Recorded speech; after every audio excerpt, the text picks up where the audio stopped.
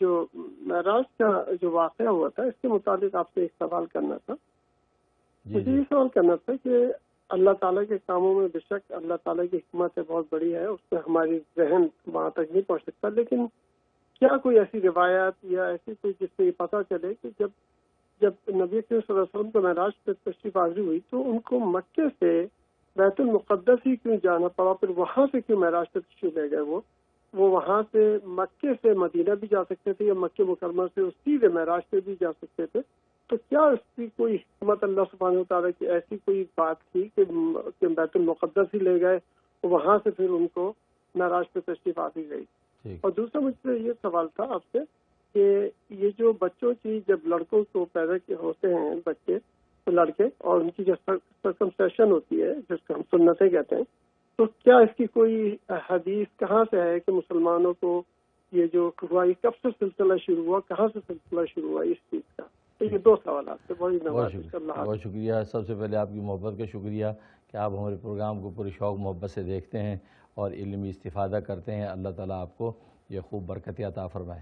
جہاں تک پہلے سوال کا تعلق، بہت خوبصورت سوال کیا ہے کہ معراج کا جو واقعہ ہے وہ بیت اللہ سے ڈائریکٹ اللہ نے کیوں نہیں بلا لیا، بیت المقدس کیوں لے گئے، پھر وہاں سے اللہ نے آسمانوں پہ کیوں بلایا، یا مکہ سے مدینہ لے جاتے، مدینہ سے آسمانوں پہ لے جاتے. آخر اس میں کیا راز تھا کہ وہاں پہلے آپ کو بیت المقدس لے جایا گیا؟ اس میں اصل میں راز یہ تھا کہ آپ چونکہ عالمگیر نبی بن کے آئے تھے، تمام نبیوں کے امام بھی بن کر آئے تھے اور تمام امتوں کے نبی بن کے آئے تھے، صرف امت محمدیہ کے نبی بن کے نہیں آئے تھے. اور پہلی جو امتیں تھیں یہود اور نصارہ، ان کا تعلق اس پہلے قبلے کے ساتھ تھا، بیت المقدس کے ساتھ تھا. وہ ان کا قبلہ ہے کیونکہ وہ قبلہ اول ہے. اور پہلے جتنے انبیاء تھے بنی اسرائیل کے، سب کا قبلہ جو بیت المقدس تھا. تو آپ کو بیت المقدس اسی لے جایا گیا تاکہ بتلا دیا جائے کہ یہ بیت المقدس کے قبلے والے جو ہیں ان کے نبی بھی آپ ہی ہیں، کہ آپ ہی کی نبوت پہ ایمان لائیں ان کے لیے ضروری ہے. وہ یہ کہہ کے نہیں بچ سکتے کہ ہم تو موسیٰ کی امت ہی ہیں لہذا محمد بھی ایمان لانا ہمیں ضروری نہیں ہے، ہم تو عیسیٰ کی امت ہی ہیں ہمیں محمد بھی ایمان لانا ضروری نہیں ہے، ہم بھی جنت میں جائیں گے، ہمیں کوئی ضرورت نہیں محمد کی، محمد مکے والوں کے لیے. یہ ان کا شبہ ختم کرنے کے لیے آپ کو بیت المقدس لایا گیا اور پھر وہاں سارے انبیاء کو جمع کیا گیا اور ان کی آپ نے امامت کرا کے ثابت کیا کہ سارے انبیاء آپ کے مقتدی اور آپ سارے نبیوں کے امام بن گئے. لہٰذا امام الانبیاء کا جو لقب تھا وہ آپ کو عطا کر دیا گیا. تو یہ وہ حکمت تھی کہ آپ کو بیت المقدس لایا تاکہ دونوں قبلوں کے بارے میں پتہ چل جائے کہ دونوں قبلے جو ہے یہ آپ کے زیر دسترست ہیں اور اس کے ماننے والے وہ سب آپ ہی کے جو ہے کہ امتی بننے والے ہیں اور آپ کی امت نبوت سب کو مخاطب ہے. لہٰذا یہود و نصارہ کو بھی آپ ہی کو نبی ماننا اب ضروری ہے، وہ پہلی جو ہے نبی مان کر جو ہے نجات ان کی ممکن نہیں ہے.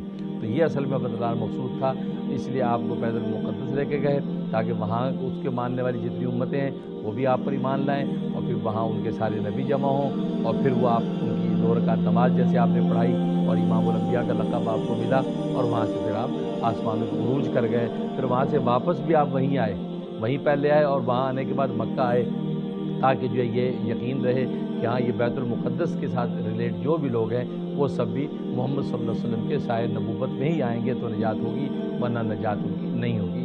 اس حکمت کے تحت جو ہے آپ کو بیت المقدس سے لے جایا گیا.